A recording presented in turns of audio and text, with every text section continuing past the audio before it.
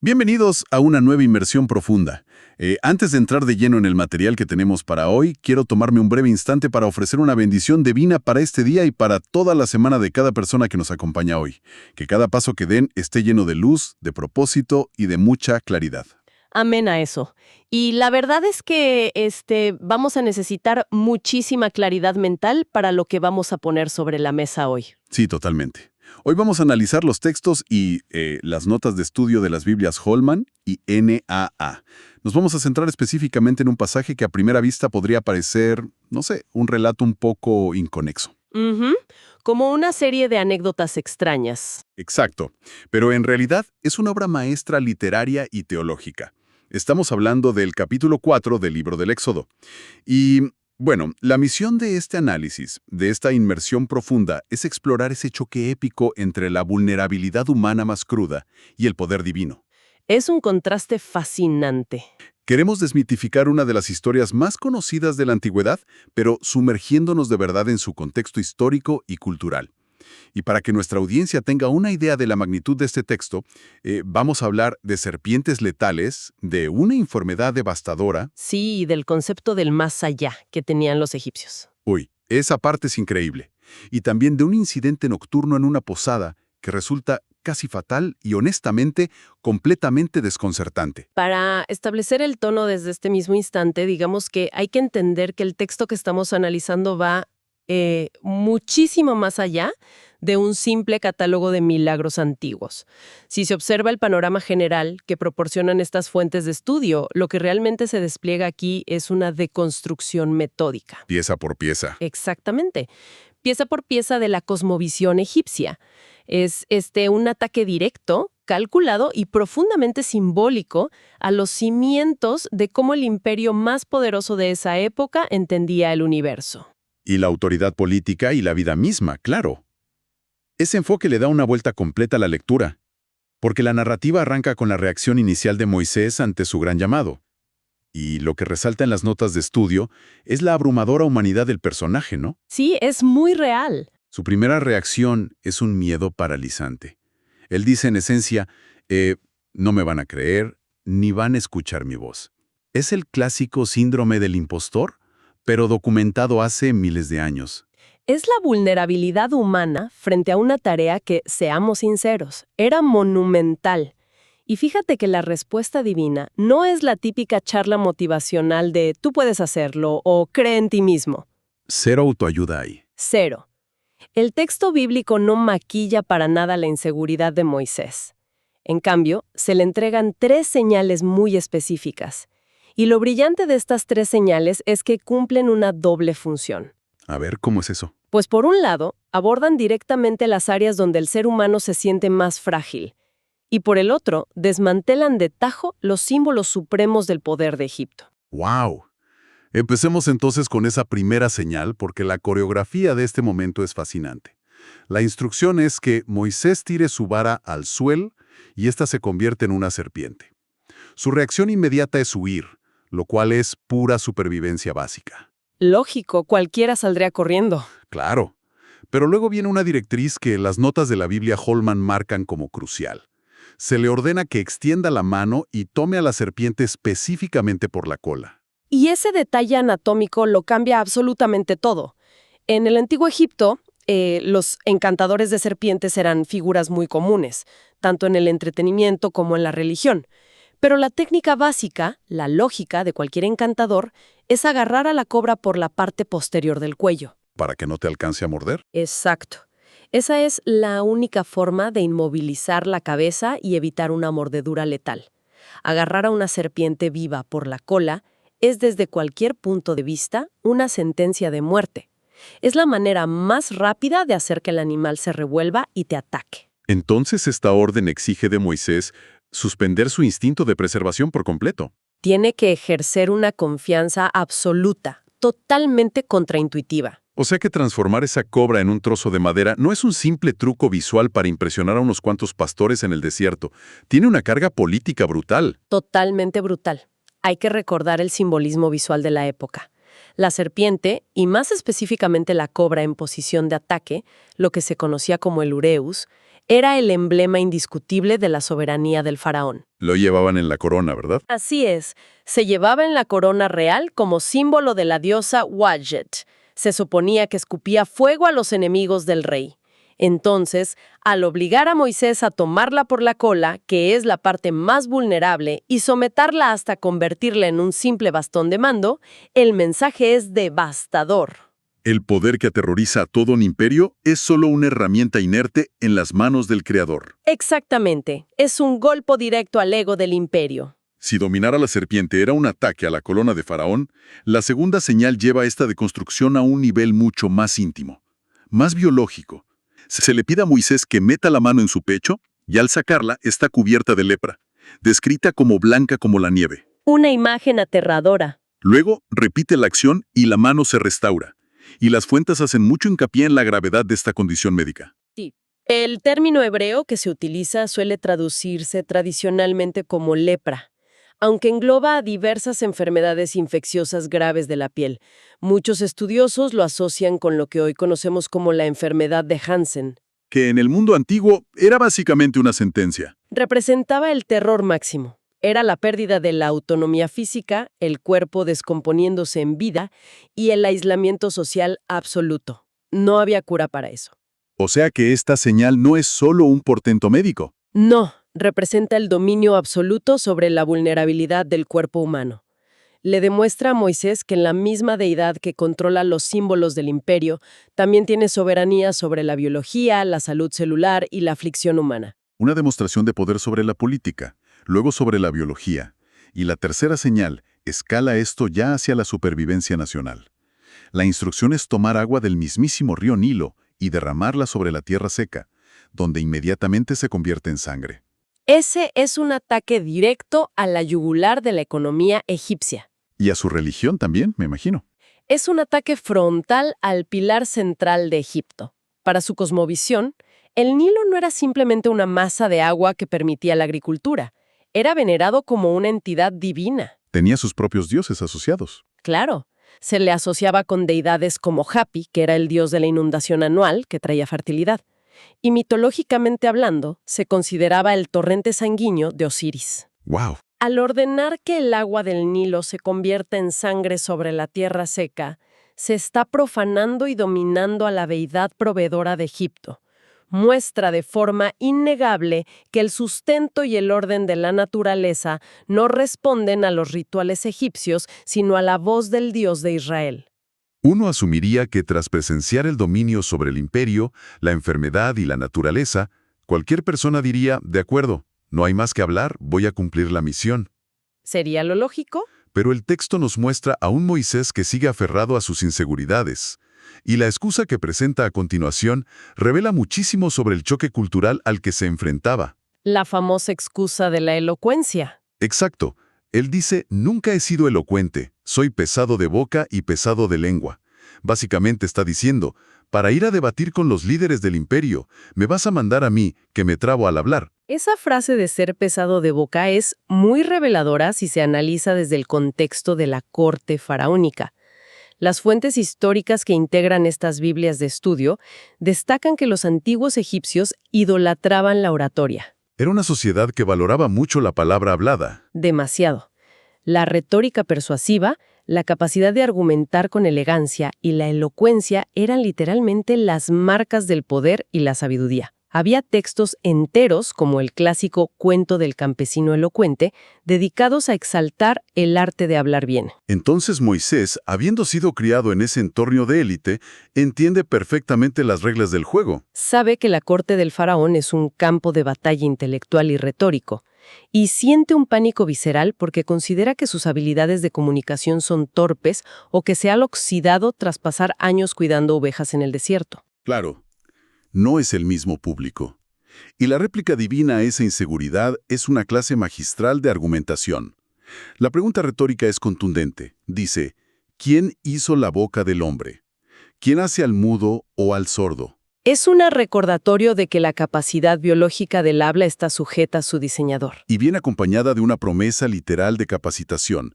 Yo estaré con tu boca. Es una afirmación de soberanía sobre las limitaciones humanas. Pero la narrativa toma un giro muy realista aquí. porque Moisés, a pesar de todas estas garantías, ruega que envíen a otra persona. Ya llega un punto en que colma la paciencia divina. El texto indica que esto enciende la ira divina. Sin embargo, lo fascinante es que esta ira no se traduce en la destrucción de Moisés, sino en una concesión estructural. Surge un plan B. Un plan B que involucra a su hermano, a Aarón. Y esa dinámica que se establece entre los dos hermanos es bien peculiar. El texto estipula que Moisés será como Dios para Aarón, y Aarón funcionará como la boca o el profeta de Moisés. Es casi como si estuvieran formando un gobierno paralelo. Esa es exactamente la lectura cultural que ofrecen los expertos. En la jerarquía gubernamental del antiguo Egipto existía un cargo oficial sumamente importante conocido como la boca del rey. La boca del rey. Así es. El faraón, al ser considerado una figura divina, a menudo no se dirigía directamente a las audiencias comunes o extranjeras. Utilizaba su boca o vocero oficial para mediar y comunicar sus decretos.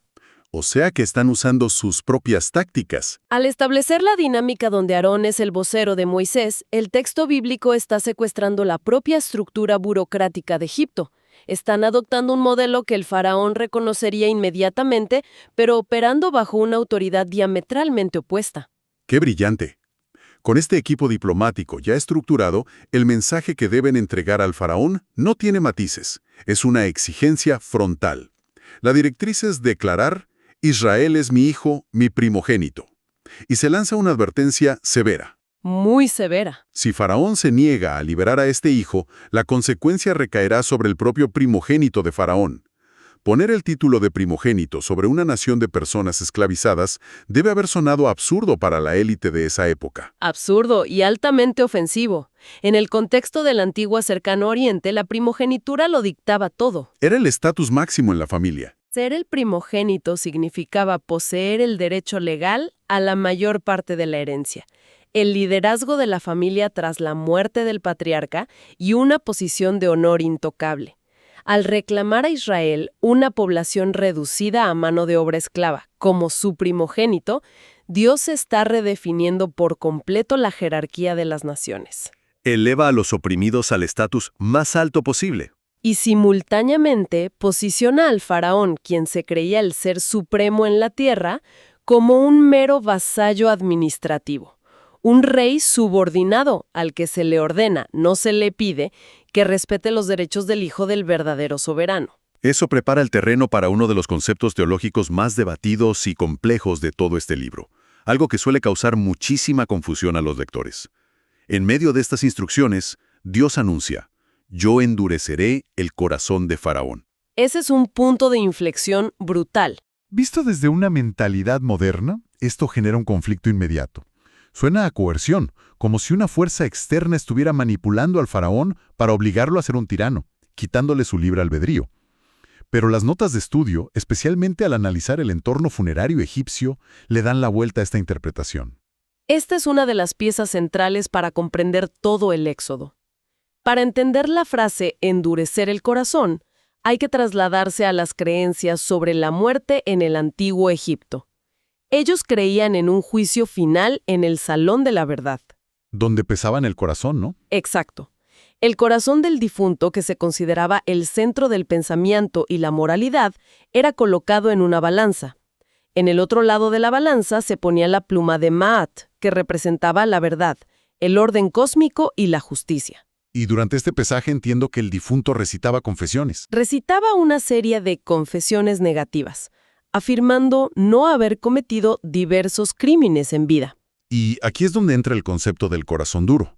Porque en nuestra cultura occidental, un corazón duro es sinónimo de falta de empatía, de crueldad. Claro, pero para un egipcio de la antigüedad, tener un corazón duro o pesado, en el sentido de firmeza, era vital. Existía el terror de que el corazón de la persona pudiera actuar como un testigo hostil y contradecir al difunto durante el juicio. Revelando sus pecados ocultos. Precisamente. Por eso, se colocaban amuletos de escarabajo sobre el corazón de las momias con inscripciones del libro de los muertos que rogaban al corazón que no testificara en contra de su dueño. Un corazón firme, que no cediera ni confesara debilidad o culpa, era el ideal para superar el juicio y alcanzar la inmortalidad. Esa ironía es brillante. Cuando el texto hebreo utiliza la frase endurecer el corazón, Está tomando la teología más sagrada de Egipto y usándola en su contra. Lo que el faraón percibe como su mayor virtud. Su firmeza inquebrantable. Exacto. Su negativa a ceder ante este dios extranjero. Eso es exactamente lo que el texto bíblico señala como la causa de su ruina. Es una inversión de valores espectacular. El faraón cree que está demostrando su divinidad y su alineación con Maat al mantenerse implacable. Pero el relato bíblico revela que esa misma terquedad es de hecho su rebelión contra el único creador verdadero. Su corazón duro, que en su cultura lo llevaría a la vida eterna, aquí es la evidencia material de su culpa y el mecanismo de su propio juicio destructivo. Y para arrojar más luz sobre la mecánica de este proceso, la Biblia de Estudio NAA incluye una tabla muy detallada que rastrea el endurecimiento del corazón a lo largo de los capítulos venideros. Es un estudio fascinante sobre la tensión entre la voluntad divina y la responsabilidad humana. Porque muestra que no es un proceso unilateral. Esa tabla es fundamental para no caer en simplismos teológicos. La narrativa es muy cuidadosa en su progresión. En las primeras plagas y confrontaciones, el texto subraya repetidamente que es el propio faraón quien endurece su corazón. Él toma la decisión primero. Él observa la evidencia, sopesa la situación y de manera activa y consciente decide obstinarse. Ejerce su agencia moral libremente. Es solo más adelante en la narrativa, cuando el faraón ya ha consolidado su patrón de rebelión absoluta, que el texto transiciona a declarar que Dios endureció el corazón de Faraón. Se vuelve un acto de juicio. Se presenta como un acto de justicia penal. Dios confirma irrevocablemente la decisión que el faraón ya ha tomado por sí mismo, sellando su destino para cumplir un propósito mayor en la historia. Es una interacción misteriosa, pero que salvaguarda la responsabilidad personal del gobernante. Ahora, dando un giro narrativo drástico, justo cuando parece que todas las piezas están en su lugar, Moisés ha aceptado la misión. Tiene a su hermano como portavoz, su vara de autoridad y una comprensión clara de la resistencia del faraón. Y llegamos a un pasaje en el versículo 24 que parece sacado de un thriller de suspenso. Es la parte más desconcertante de todo el capítulo. Totalmente. Moisés viaja con su familia hacia Egipto. Se detiene en un lugar para pasar la noche, una posada o un campamento, y el texto declara abruptamente que el Señor le salió al encuentro y buscó matarlo. Paremos un segundo aquí, porque esto requiere mucha explicación. Definitivamente. ¿Cómo es posible que después de capítulos enteros persuadiendo a Moisés para que lidere esta gran liberación nacional, de repente haya una amenaza de muerte directa por parte de la misma deidad que lo comisionó? Es un incidente que choca violentamente con las expectativas de cualquiera que lea la historia. Pero las notas contextuales nos ofrecen la pieza faltante del rompecabezas. Es el pacto olvidado, o más bien negligenciado. A ver, explícanos eso. Moisés regresaba a Egipto para exigir la liberación del pueblo bajo el estandarte del pacto hecho con los patriarcas, Abraham, Isaac y Jacob. Sin embargo, en la intimidad de su propio hogar, Moisés estaba viviendo en flagrante violación de la señal fundamental de ese mismo pacto. ¿No había circuncidado a su hijo menor? Exactamente. El contraste cultural respecto a esta práctica es otra capa profunda de análisis. Las fuentes documentan cómo se percibía la circuncisión en ambas culturas. En Egipto no era un rito extraño, pero tenía un significado completamente distinto al de los hebreos. Así es. La evidencia histórica y arqueológica indica que la circuncisión era una práctica común entre ciertas clases sociales en Egipto, particularmente entre los sacerdotes y la nobleza. Sin embargo, típicamente se realizaba alrededor de la pubertad, cerca de los 14 años. ¿Era como un rito la iniciación? Era un rito de paso hacia la adultez, asociado con el estatus social, la fertilidad y la preparación para el matrimonio. Por el contrario, la estipulación del pacto abrahámico para los hebreos era tajante. La circuncisión debía realizarse al 8º día del nacimiento. No tenía nada que ver con la madurez social. No tenía nada que ver con el estatus, era una marca de pertenencia innegociable a la comunidad del pacto, una señal de sumisión a las leyes del Creador. Al analizar esto, queda claro que Moisés, quien había pasado décadas asimilándose a la cultura madianita y que previamente había sido príncipe en Egipto, Estaba actuando bajo paradigmas culturales extranjeros en lugar de los estatutos de su propio pueblo. Estaba postergando la identidad de su hijo. Exacto. Su negligencia es crítica porque compromete su legitimidad. Un líder no puede presentarse ante el imperio más poderoso del mundo exigiendo sumisión a un dios cuyas leyes básicas él mismo ignora en su vida privada. La amenaza en la posada es una afirmación radical de la santidad divina. Las exigencias del pacto no se negocian ni se posponen por conveniencia. Ni siquiera para el líder escogido. Ni siquiera para él. La tensión de la escena se resuelve gracias a la rápida intervención de Séfora, la esposa de Moisés. La narrativa cuenta que ella, dándose cuenta de la gravedad y la urgencia del momento, toma un pedernal, una piedra afilada, realiza el rito de emergencia en su hijo y luego toca los pies de Moisés con el prepucio. Y pronuncia una frase muy enigmática. Inmediatamente lo llama esposo sanguinario o marido de sangre. La acción de Séfora es de un pragmatismo salvador impresionante. El uso de un pedernal en lugar de un instrumento de bronce más moderno para la época subraya la antigüedad y la naturaleza primitiva y sagrada del rito. Y al decir esa frase de marido de sangre, Al realizar la acción y pronunciar esa frase, está declarando esencialmente que ha comprado la vida de su esposo de vuelta del borde de la muerte a través de la sangre del rito del pacto. La ira divina se aparta y Moisés puede continuar su viaje. pero ahora verdaderamente alineado con los requerimientos del Dios al que representa. Es una advertencia perenne de que los atajos en la integridad personal pueden sabotear las misiones más grandes. Sintetizar todo este análisis es un desafío fascinante. Hemos navegado desde la confrontación de imperios a través de serpientes y enfermedades, hasta los debates intelectuales en la corte, la teología de la otra vida en Egipto, y finalmente un drama de vida o muerte por un rito no realizado en una posada.